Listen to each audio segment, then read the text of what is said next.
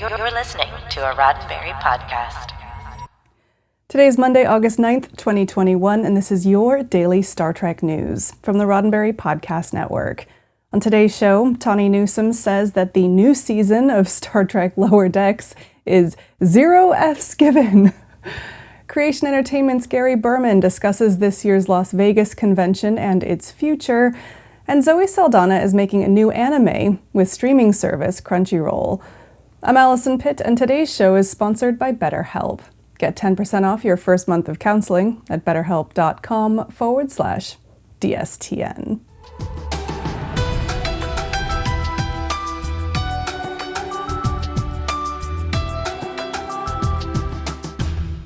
With the season premiere of Star Trek Lower Decks mere days away, actors Tawny Newsome and Jack Quaid sat down for a group interview to talk about Season 2, as reported by TrekMovie.com. Over the course of the conversation, they touched on everything from character development to favorite cameos, as well as Star Trek in-jokes and even Starfleet commemorative plates. They also discussed the confidence that helps them build on a successful first season for this irreverent yet affectionate take on the Star Trek universe. This year, Lower Decks is so sure of itself, Newsome said. We're like, yes, we know this is funny, we know this is great Star Trek, and there's zero apologies for it. 0 Fs given. Quaid echoed his co-star's sentiments and added, "It's not that we weren't confident last season, but this season we got all the setup out of the way. You know these characters and we just take you to insane places. I can't wait for you guys to check it out." Season 1 of Lower Decks ended with big character changes for both Newsome's character Beckett Mariner and Quaid's character Bradward Boimler, and the actors talked about how those changes impact Season 2. Quaid said, "I always thought of the two of them as best friends who just won't admit that they're best friends, and I think we see a bit more of that in this season. I'm really excited to show you guys the turns in that relationship." Get ready for Season 2 of Star Trek Lower Decks, which premieres this Thursday here in the US, by checking out the whole interview at trekmovie.com. And you can stream Season 1 on Paramount Plus, available now. The convention formerly known as STLV, that's Creation Entertainment's 55-year mission Las Vegas, gets underway this week. And Creation's co-founder Gary Berman has some highlights for this year's show, and an update on its status over the next couple of years. Trek Movie sat down with Berman and shared his comments over the weekend. Berman and co-founder Adam Malin founded Creation in 1971 and were looking forward to its 50th anniversary when they had to maneuver around restrictions due to the COVID-19 pandemic. But the show will go on in Vegas with some new guests and features, as well as vaccination and mask protocols to keep everyone safe. In addition to the usual celebrity suspects that attend Star Trek conventions, Berman is also interested in bringing in unusual guests who have a Trek connection. This year, that includes Kelsey Grammer, Captain Morgan Bateson from the Star Trek The Next Generation Season 5 episode Cause and Effect, as well as Shura Agdashlu, Commodore Paris from Star Trek Beyond. Outside of celebrity guests, Berman highlighted some new features for this year's convention. These include a Leonard Nimoy photography exhibit and archival video footage of Nimoy's and William Shatner's 1991 Creation Tour, which will be seen for the first time. As part of the musical content this year, attendees can look forward to the singing talents of Star Trek Discovery's Anthony Rapp and Star Trek Picard's Issa Briones. So what's in store for the future of the convention?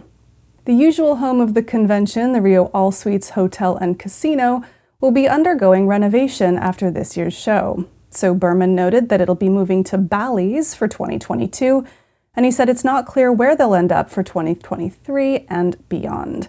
Berman did say, though, that the convention will remain in Las Vegas. To read the entire interview with Creation Entertainment's Gary Berman, head over to trekmovie.com. More news in a moment, but first, a word from our sponsor, BetterHelp. If you've been thinking about seeing a mental health counselor, then now is the time to consider BetterHelp. BetterHelp is an online counseling service that lets you get the help you need in a way that's convenient for you. When you sign up for BetterHelp, you'll get matched with a licensed professional therapist and start communicating with them in under 48 hours. Send messages anytime or book a phone or video chat, and you never have to sit in a waiting room. I want you to start living a happier life today. And as a daily Star Trek news listener, you can get 10% off your first month of counseling by visiting betterhelp.com/DSTN. Join over 1 million people who have taken charge of their mental health. Again, that's betterhelp, HELP.com/DSTN. Star Trek and Guardians of the Galaxy star Zoe Saldana is launching back into space with her latest project, Dark Star Squadron. Late last week, Deadline reported the new partnership between anime streaming service Crunchyroll and Saldana's company, Sinistar Pictures. Described as an epic animated space opera, Dark Star Squadron will follow the story of 4 Academy cadets who, after a joyride in a starship, discover their academy in ruins. Without knowing who attacked the school or why, they set out to find the missing students and discover the truth behind the attack. Saldana will executive produce the film alongside her sisters, Sinistar executives Cicely and Mariel Saldana. Additional producers include Sonia A. Gambaro and Maytal Gilbo, with Voltron legendary Defender writer Todd Ludi set to pen the film. In a joint statement, the Saldana sisters said, "As true animation and anime fans ourselves, we are so excited for the opportunity to partner with Crunchyroll to bring Dark Star Squadron to a wide audience. We can't wait for everyone to meet the crew and follow the journey of our unlikely heroes."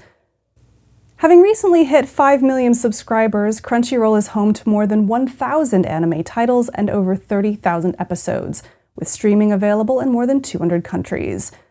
Crunchyroll General Manager Joanne Waga believes that the streaming service will be the right home for Dark Star Squadron. "The tremendous growth of our streaming service is indicative of the growing love for anime and its deserved spotlight in popular culture," Waga said. "Zoe and her team are bringing their own anime fandom to their storytelling, and we're excited to be a part of it." Now, there's no word yet on when Dark Star Squadron will be released. It's reasonable to assume the film won't be available until late 2021 or 2022 at the earliest. Well, that's it for today's Daily Star Trek news from the Roddenberry Podcast Network. Don't forget to check out the other great shows on the network at podcasts.roddenberry.com. Daily Star Trek news is produced by me, Alison Pitt, and written by Chris Peterson, Jack Brown, and David Powell. Today's show is sponsored by BetterHelp. Get 10% off your first month of counseling at betterhelp.com/DSTN.